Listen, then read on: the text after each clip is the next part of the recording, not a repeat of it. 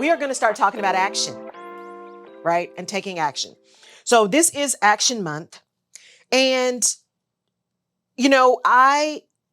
as I think about this, there's just so much going on.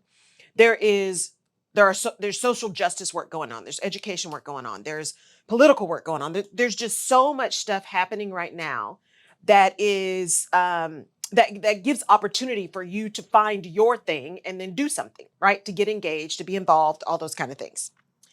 The other thing is about taking action is often we decide there's something that we want, something we believe, something that is important to us. And we don't necessarily know what action to take. And therefore we take no action. We sit and we stew, or we wait until the action is perfect, right? One of my very first coaches said, the P in perfection stands for poison, right? We're waiting for our action to be perfect. Well, there's also another piece of this, and I can't remember if I talked about this last week or not, but it was an aha moment for me. And I say it because it may also be an aha moment for other Black women of a certain age, other people of color of a certain age, that it's not about perfection. Because many times when people say, just go do it, just take the first step. And we're going to talk about that because it is important. I'm going to talk about that, but I want to give you this context first. Just take the first step. It doesn't matter. It doesn't have to be perfect. If you're in business, launch it ugly. All of the things that we say for people to just get moving. What I realized was it is not a battle of perfectionism, not wanting to not be perfect. Or wanting to be perfect, right? Wanting everything to be buttoned up and tied up. And now there is a part of that, right? But there's a deeper drive for that, at least for me. There's a deeper drive for that. And I would argue for a number of people who grew up like me, with parents like me, those kind of things. There's a deeper issue that's not tied to perfection. It is tied to that narrative that we were all reared with about you got to be better. You got to be faster. You got to be smarter. You got to work harder. You got to do all of these things just to be considered. And it still may not happen, but that's like the baseline for you. Harder, faster, better, all the things, right? If you look like you can't just dial it in. That's not going to work. You have to do more.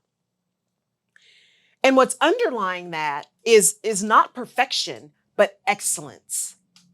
Excellence. And the reality that, that old saying of you only get one time to make a first impression, right? And the fact that scientifically people have shown, I think it's 7 seconds, right? People take 7 seconds to make their first decision about you when they first engage with you. And it's even shorter when you talk about social media and technology, right? People getting on your website, you got about 2 or 3 seconds to get them engaged. It doesn't take long for people's attention spans to be gone. And so when I looked at that taking action, some things that I am launching, and you're going to see them this month, that I'm launching, I was really starting to battle, like many of the people that I work with and talk to, really starting to battle, what is taking me so long? Why am I so reluctant to just move, just do it, right? Like Nike, just do it, just make it happen. And it wasn't about perfection. Like, what was this that was holding me back from launching ugly? And it's not about perfection for me. But it is about excellence, because since you only have one time to make a first impression, and the societal reality is that I don't get to be imperfect and still retain, right, that engagement when I show up in this person.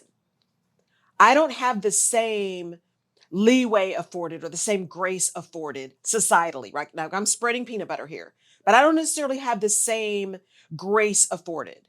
There's an immediate, see, words spelled wrong, buttons don't work. See, that just tells you what kind of business she's going to do, right? Now, is some of that projecting? Absolutely, right? Some of that's experiential, and we project our experiences onto our past experiences onto future experiences. So that is valid, right? Some of that is projecting. And That is real experience. It's real lived experience about excellence and being excellent.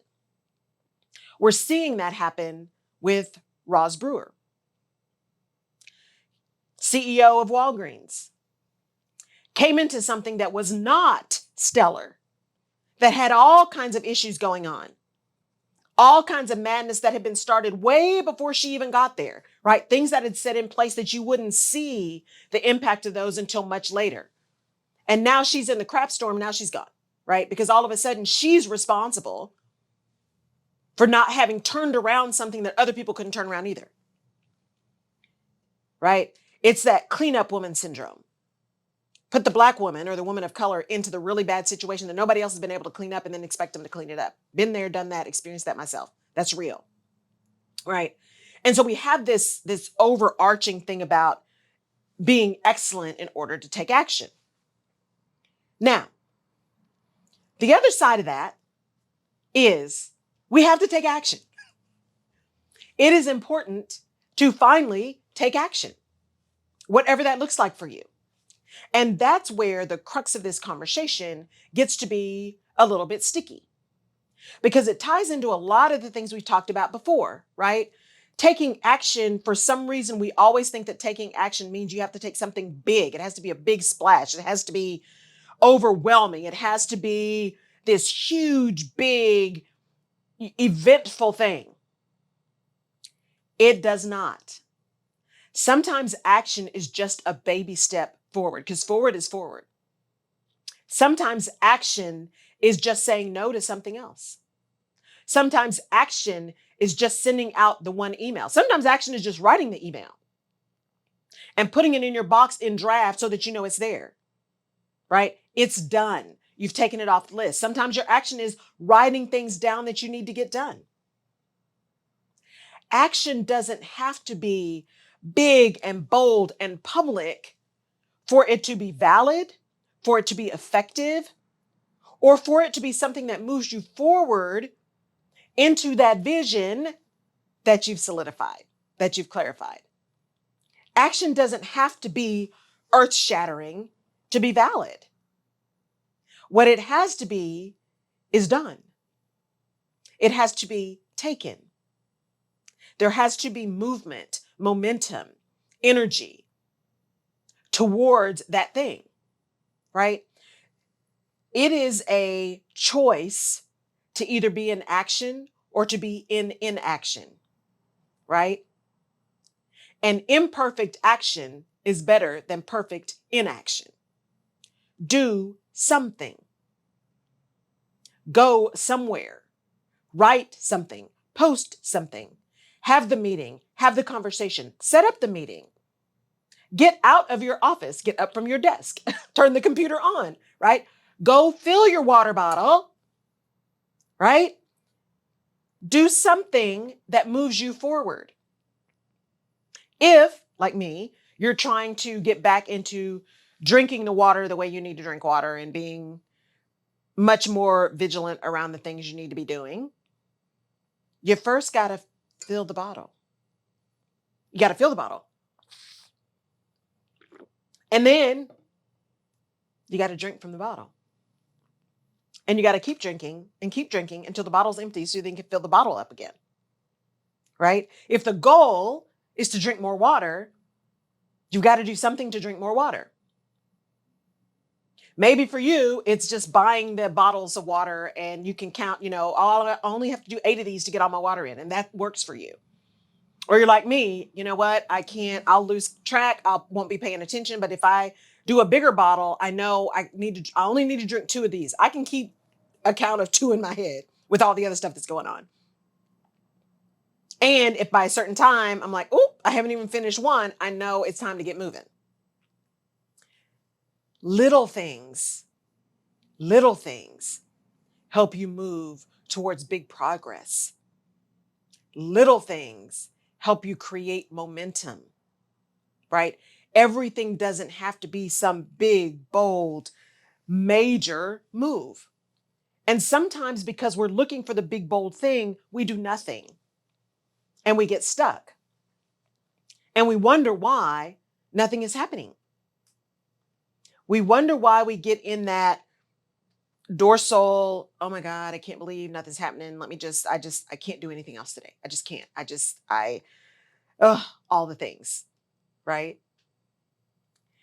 It is also important, if you're really going to take action, to have a level of belief that what you're doing, that you have the ability, the capability, the drive, the purpose, the whatever to do it. It's important that you remember why you're doing what you're doing, the impact that you're trying to make, why you're trying to make that impact, all the things. All those things are critical, right? I was listening this morning to Joyce Meyer, and I try to listen to her, every Tuesday, Thursday, because normally I'm working out Monday, Wednesday, Friday. So I try to listen to her every Tuesday, Thursday morning. Great way to start the day.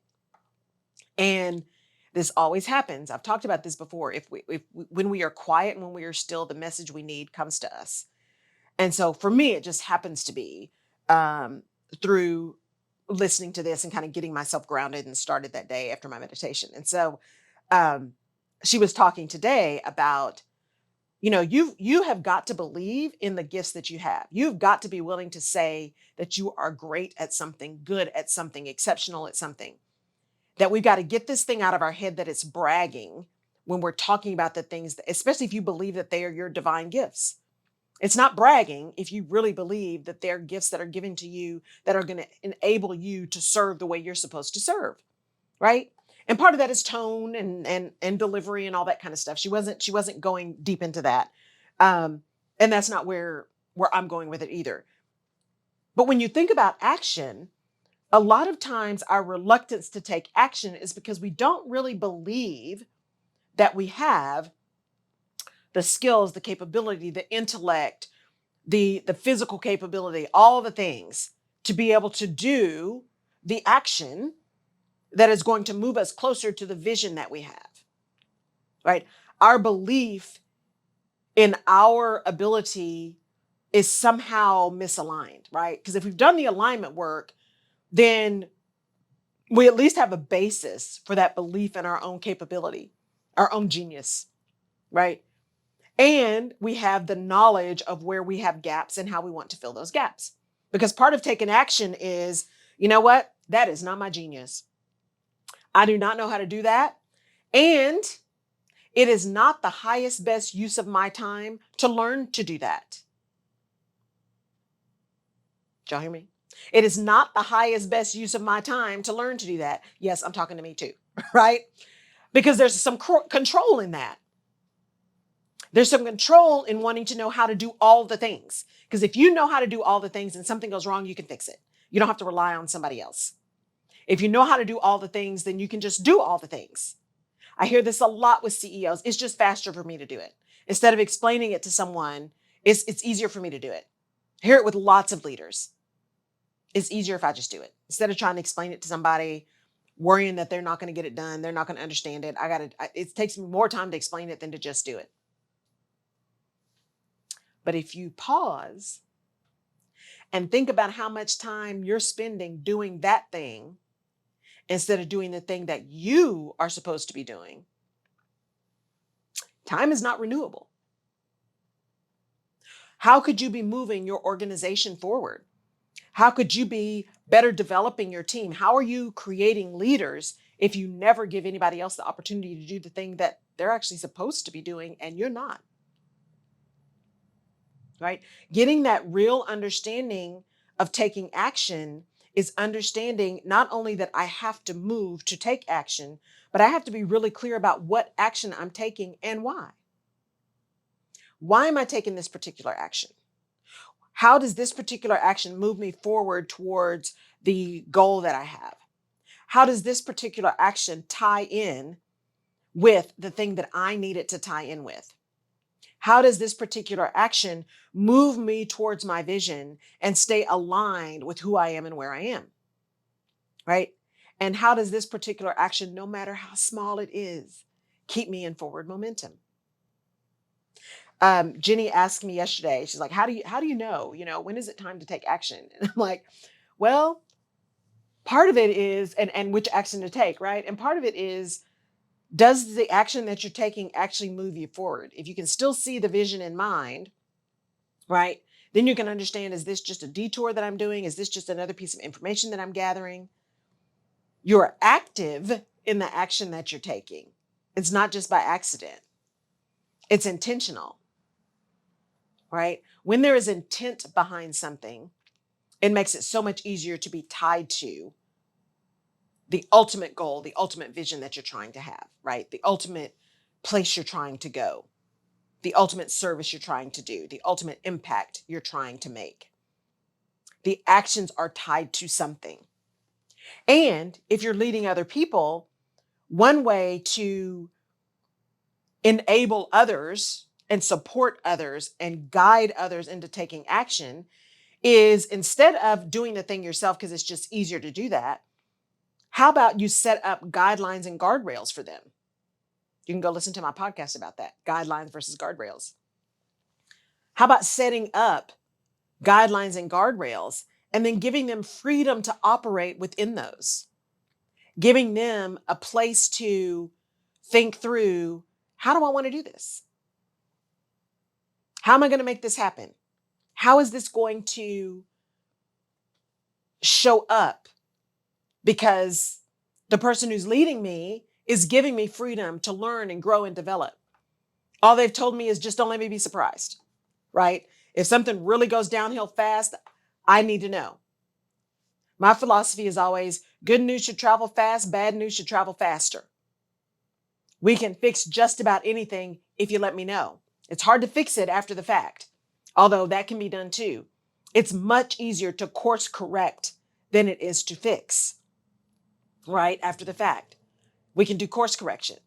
So how can you enable others around you to take action by setting up guidelines and guardrails and giving them freedom to operate and giving them direction and giving them guidance and support and mentoring, right?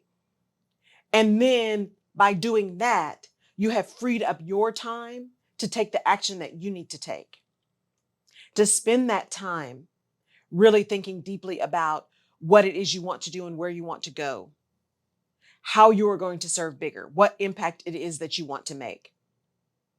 It gives you more freedom to live, to have the life that you want to have, to be a part of something bigger than you, or to just rest. How about that? Right? Who's it? Nedra Tawwab, rest is resistance. Sometimes the action we need to take is to intentionally sit still, to intentionally think, to intentionally discern and imagine and dream. Sometimes that is the action we need to take, because out of that comes infinite possibility. Out of that comes our ability and capability to do incredible things, right? Out of that comes a clarity of vision that we may never, ever, ever have seen had we not taken the time, right, to think. I also heard something today, or read something today. There was an article on LinkedIn, and it was in the Black Executive Network. Her name was Jennifer Witter. She was making a commentary on concrete ceilings, not glass ceilings, because those are only for some people. Concrete ceilings, and the idea, with a concrete ceiling, you don't even know if there's a sky. All you see is concrete. And she was talking about imposter syndrome and all the things, right? The things that keep us from moving, and that's what made me think about and tie it to this particular topic today, because that whole idea of imposter syndrome and not thinking we're worthy and not thinking we're good enough and all of that kind of stuff can keep us from moving in action, can keep us from taking action against things because we just don't think we're worthy. And there's a whole conversation we can have about imposter syndrome and the validity of imposter syndrome on Black women and women of color, and whether or not that's the real thing now. Is it really imposter syndrome or is it something else? And you heard Legina Ray Harris talk about that briefly. Imposter syndrome that's not it for her, right? That's not something that she struggles with. And I would argue that many of us don't struggle with that. We've been told we struggle with imposter syndrome. But is it really that? Or is it the setup? Is it that strive for excellence in our actions so that everything we do is done with excellence, is done exceptionally well, is unquestionably stellar? Is it that rather than imposter syndrome? Is it knowing that we have put our blood, sweat, and tears into making sure that it is excellent and exceptional? And yet, there's always going to be room. There's always room for improvement, but there's always going to be room for someone outside of that work to tell us why it wasn't good enough, why it wasn't right, or why it wasn't possible to do the thing, why your solution to something can't possibly be done. I've had that happen where someone asked me for a solution. I provided a creative solution and was told it couldn't be done because they'd never seen it before. But then we did it anyway. And I didn't even have to say, I told you so, because the thing they said wasn't going to happen happened in spades. Because what I'm not is new.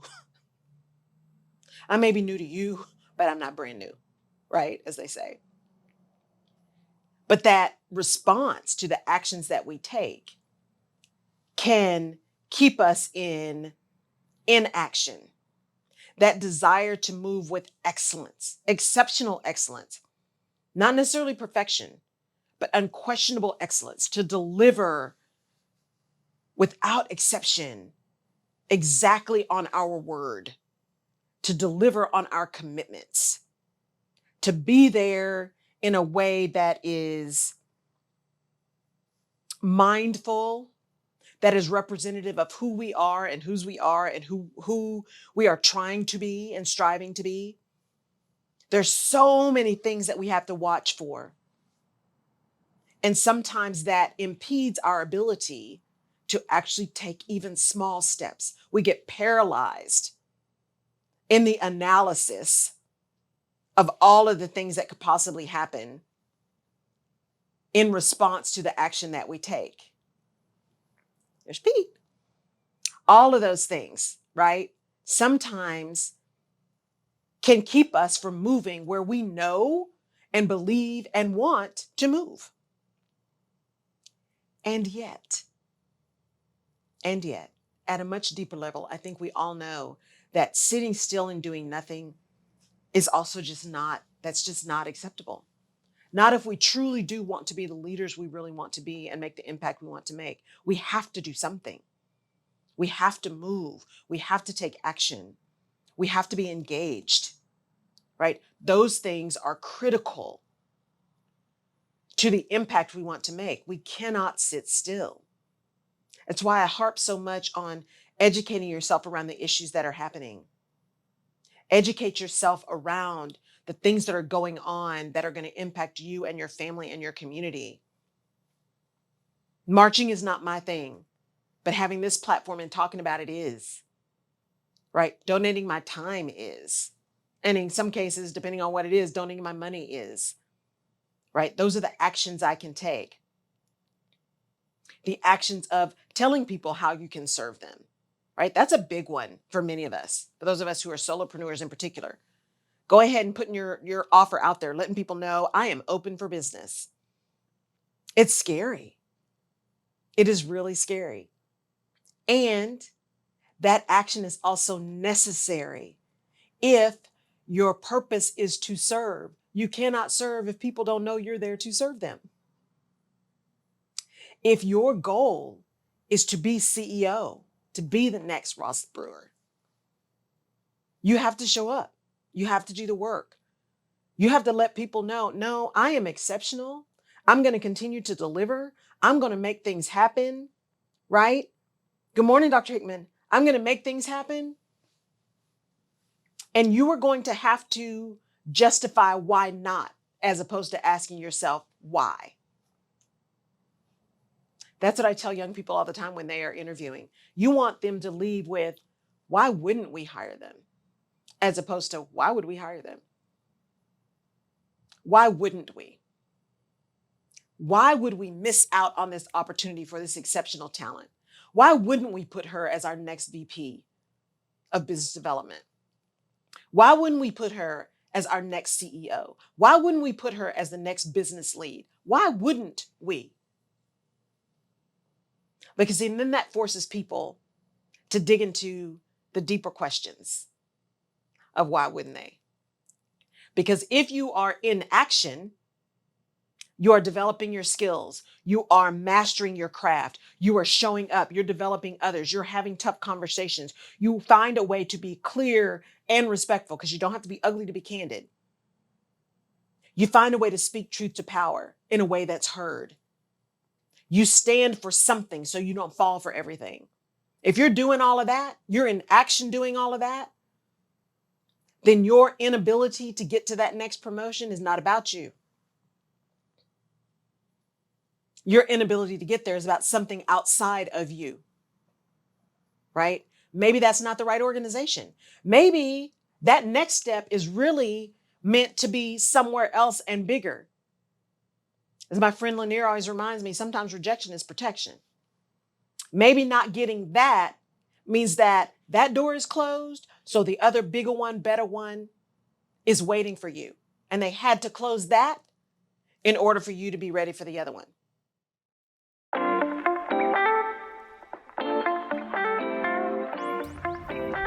You have been listening to the Rutledge Perspective Podcast. Thank you so much for downloading and for connecting.